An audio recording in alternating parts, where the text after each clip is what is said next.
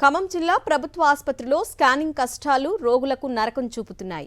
అత్యాధునిక పరికరాలతో మెరుగైన సేవలు అందిస్తున్నామని ప్రభుత్వం గొప్పలు చెబుతున్నా క్షేత్రస్థాయిలో డొల్లతనం వెక్కిరిస్తోంది. స్కానింగ్ వద్ద పడిగాపులు పడలేక ప్రైవేట్ ల్యాబ్లను ఆశ్రయిస్తున్నారు రోగులు. ఖమ్మం పెద్ద ఆసుపత్రిలో స్కానింగ్ కష్టాలపై స్పెషల్ స్టోరీ. స్కానింగ్ చేయించుకోవాలంటే గంటల తరబడి వెయిట్ చేయాలి. రోగాలతో బాధపడుతున్నా, నొప్పులు వేధిస్తున్నా నెంబర్ వచ్చే వరకు వేచి చూడాలి. ఇది ఖమ్మం ప్రభుత్వ ఆసుపత్రిలో నెలకొన్న దుస్థితి. స్కానింగ్ కోసం ఇక్కడికి వచ్చే పేషెంట్లకు చుక్కలు కనిపిస్తున్నాయి. ప్రైవేట్ ల్యాబ్లలో టెస్టులు చేయించుకునే స్తోమత లేక సర్కారు దవాఖానకు వస్తే ఇక్కడ పరిస్థితి మరింత ఘోరంగా ఉంది. ఆసుపత్రిలో రేడియాలజిస్ట్ పోస్ట్ ఖాళీ కావడంతో స్కానింగ్కు వచ్చే రోగులు ఇబ్బందులు పడుతున్నారు. గంటల తరబడి క్యూ లైన్లో ఉంటున్నారు. అంతసేపు ఉన్నా ఫలితం ఉంటుందా అంటే అది కూడా చెప్పలేని పరిస్థితి. అత్యవసరమైన వారికి మాత్రమే స్కానింగ్ తీస్తూ ఉండడంతో మిగతా వారు నిరాశతో వెళ్లిపోతున్నారు. నిత్యం 1500 మంది పేషెంట్లు చికిత్స కోసం వస్తూ ఉండగా వర్షాకాలం సీజన్లో ఈ సంఖ్య రెండింతలవుతుంది. సూపర్ స్పెషాలిటీ వైద్య సేవలు అందించేందుకు గత ప్రభుత్వం అత్యాధునిక యంత్రాలను సమకూర్చింది. దీంతో CT scan, ultrasound, TIFFA scan యంత్రాలు అందుబాటులోకి వచ్చాయి. కానీ వాటికి సరిపడా రేడియాలజిస్ట్, టెక్నీషియన్, సిబ్బంది పోస్టులను భర్తీ చేయలేదు.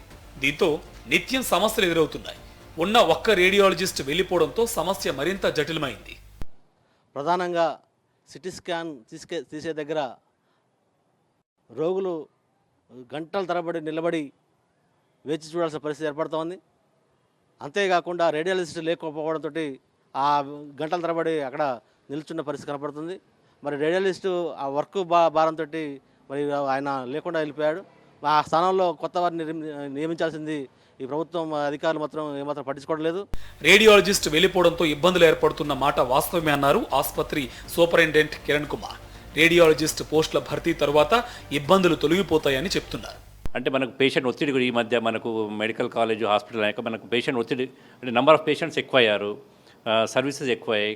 కాబట్టి మనకు కొద్దిగా పేషెంట్ లోడ్ ఎక్కువ అవడం వల్ల కొద్దిగా ఆలస్యం అవడం జరుగుతుంది. కానీ మనకు పేషెంట్ సర్వీస్లో ఎలాంటి ఇబ్బంది లేదు.